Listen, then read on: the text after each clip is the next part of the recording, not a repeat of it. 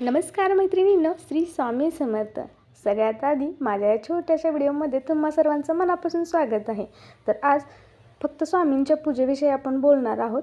तर मी स्वामींसाठी इथे एक ऑनलाईन आसन मागवलं होतं. मला ते वाटलं की खूपच छोटे येईल, परंतु ते खूप सुंदर आणि मोठं आलेलं आहे.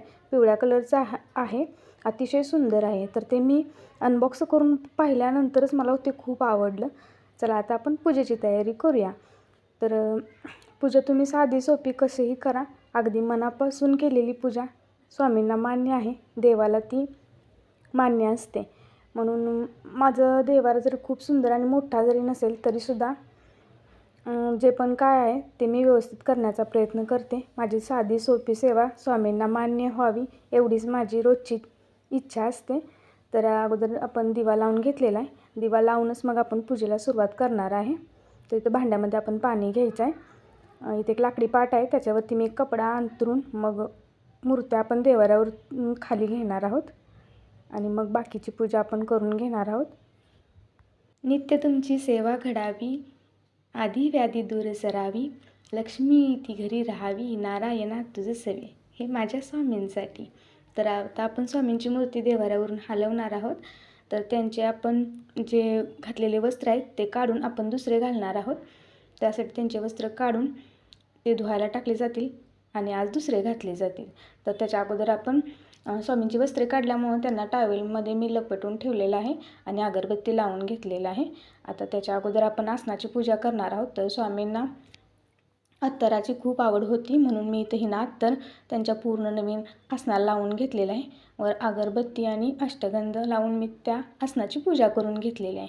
आणि याच्यानंतरच आपण आसनाची देवाऱ्यावरती स्थापना करणार आणि मग नंतर स्वामींना अभिषेक घालून घेणार. स्वामींच्या रोजच्या पूजेमध्ये मी पाण्याने स्वामींना अभिषेक घालत असते आणि पौर्णिमा किंवा काही एखादा नवीन दिवस असेल तर त्या दिवशी मी दुधाने अभिषेक घालते. तर स्वामींना अभिषेक घालण्या अगोदर आपण स्वामींच्या पादुकांना कोमट पाण्याने स्वच्छ धुवून टॉवेलने पुसून तांदूळ आणि फुले वाहिलेली आहेत. पादुकांची स्थापना केल्यानंतर आपण स्वामींना अभिषेक घालायचा आहे पाण्याने. तर स्वामींना अभिषेक घालताना अगोदर पायावरती, दोन्ही खांद्यावरती आणि मग डोक्यावरती पाणी ओतून मग अभिषेक घालायचा आहे. मग आपण गंध वगैरे लावलेलं स्वच्छ धुवून घ्यायचं आहे आणि स्वच्छ टॉवेलनं स्वामींना पुसून कोरडं करायचं आहे. आता याच्यानंतर आपण स्वामींना गंध आणि अष्टगंध लावून घ्यायचं आहे. त्यांच्या पूजेमध्ये अगदी सागर संगीत असं काहीच नसतं. साधी सोपी पूजा स्वामी मान्य करतात. फक्त ते मनापासून आणि निष्ठेनं असावी, त्यामागचा हेतू चांगला असावा. तर आपण इथं ज्या आसनावरती एक आसन अंतरणार आहे तर त्यालासुद्धा मी हिना अत्तर लावून घेतलेला आहे आणि स्वामींच्या वस्त्रांनासुद्धा हिना अत्तर लावलेला आहे. याच्यानंतर स्वामींना हार घातलेला आहे. फुले वाहून मनापासून नमस्कार करायचा आहे स्वामींना. अशी साधी सोपी सेवा स्वामी मान्य करतात. त्यासाठी तुम्हाला कोणतंही सागर संगीत करावं लागत नाही. मनामध्ये चांगली भावना हवी आणि श्रद्धा पण हवी आणि स्वामींवर विश्वास हवा. जर स्वामींवर विश्वास असेल तर ते तुमच्यावर नक्कीच कृपादृष्टी करतील.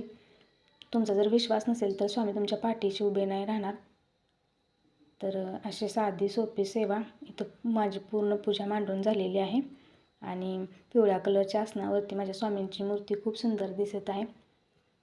अशी रोजची साधी सोपी पूजा आपण करून घ्यायची आहे. इथं छोटीशी रांगोळीसुद्धा घातलेली आहे. आता आपण प्रसाद दाखवूया. तर माझ्याकडे आज बुंदीचे लाडू आणि शेव होती. तर तुळशीपत्र वाहिल्याशिवाय प्रसाद दाखवू नये, त्यामुळे मी तुळशीपत्र वाहून स्वामींना प्रसाद दाखवत आहे आणि मग त्यांची आरती करून घेत आहे. छोट्याशा या देवाऱ्यावरती खूप सुंदर असं माझे स्वामी विराजमान झाले. माझ्या घरातील अतिशय पवित्र जागा म्हटली तर माझा हा देवारा आणि इथे बसलेले माझे स्वामी आहेत. स्वामींची पूजा अतिशय साध्या सोप्या भाषेत दाखवण्याचा प्रयत्न मी केलेला आहे तुम्हाला आणि सांगण्याचा सुद्धा प्रयत्न केलेला आहे. तर व्हिडिओ आवडला असेल तर नक्की सबस्क्राईब करा. पूर्ण व्हिडिओ बघितल्याबद्दल आभार.